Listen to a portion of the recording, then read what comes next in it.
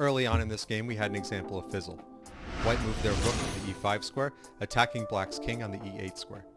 Black opted to block by putting their bishop on the e7 square, but they hit a bishop landmine. Normally, the landmine would have removed the bishop, however it would break the rules of chess in this example. If the bishop were removed, the white rook would be able to take black's king because it would be white's turn, and you're not allowed to make a move in chess that puts your king in check. Therefore, Fizzle occurs, and the bishop landmine is removed, the bishop stays on the board, and now it's white's turn.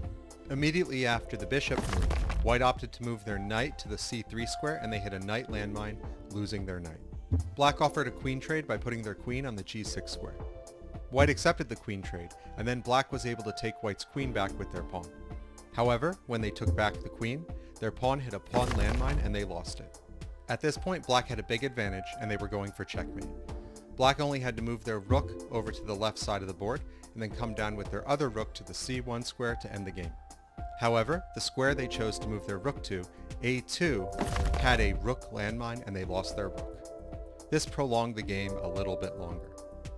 If you like these trap activations and want to see more, please remember to subscribe to stay in touch. One day you'll be able to buy your own trap chess set. Thank you for watching.